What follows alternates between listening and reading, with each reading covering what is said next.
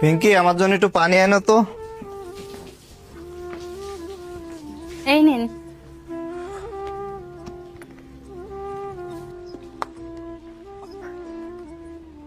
এই নাও এই মাসের টাকা। কি ব্যাপার, এই মাসের টাকা কম কম লাগতেছে? কম কম লাগবে না? তোমার মনে নেই গত মাসে তোমার একটা টিভি কিনে এনে দিলাম? সেই টিভির কিস্তির টাকা সম্পূর্ণ শোধ করে আইছি। ওরা আর কোনো টাকা পয়সা পাবে না। শোনেন না, আমার অনেক দিন না ঘুরতে যাইতে মন চাচ্ছে, আমার একটু ঘুরতে নিয়ে চলেন না। ও আচ্ছা, তো কোন জায়গায় যাবা ঘুরতে? পাশের বাড়ির ভাবিরা না কক্সবাজারে গেছিল, আমি না ছবি দেখছি, আর জায়গাটা অনেক সুন্দর। আচ্ছা ঠিক আছে, তাইলে আমি বসের সাথে কথা বলি, 2-3 দিন ছুটির ব্যবস্থা হোক, তারপরে তোমারে নিয়ে যাবানে। বড় ভাই, কই তোরা? তোরা কি বাসায় আসছিস?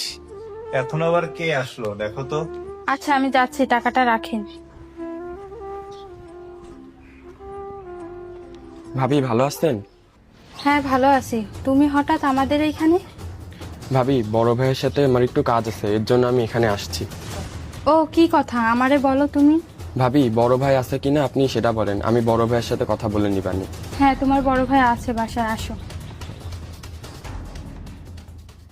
ও শিয়াম ভাই, তুই তা কি মনে করে আসলি? আর তোর এত চিন্তিত দেখাচ্ছে কেন? তোর কি কিছু হয়েছে ভাই? আসলে তেমন কিছু না ভাইয়া, আসলে আমার একটু টাকার দরকার ছিল, তাই তোমার কাছে আসা। ও আচ্ছা, কিন্তু এখন তো আমার কাছেও বেশি টাকা নেই। তো কয় টাকা লাগবে তোর? ভাইয়া বেশি না, 5,000 টাকা হলেই হবে। শোনো ভাই, তোমার ভাইয়ের কাছে অত টাকা নেই, এমনিতেই আমাদের দিন খারাপ যাচ্ছে, তার হাতের অবস্থা একদমই ভালো না। তুমি মন খারাপ করো না ভাই।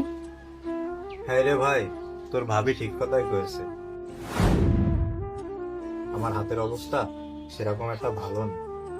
আচ্ছা তুমি এক কাজ করো, এই পানি অনেক গরম হয়ে গেছে, তুমি একটু ঠান্ডা পানি নিয়ে আসো না আমার জন্য। আচ্ছা ঠিক আছে দাও। শোন ভাই, তোর যে টাকা লাগবে এই কথাটা তুই আমার কাছে এসে বলবি, তোর ভাবির সামনে আর কোনো সময় বলবি না।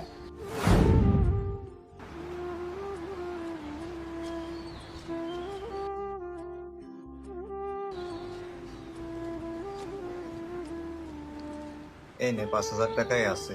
আর শোন, যখন টাকা লাগবে তখন আমার কাছে এসে বলবি, তোর ভাবির সামনে আর কোনো সময় বলিস না ভাই।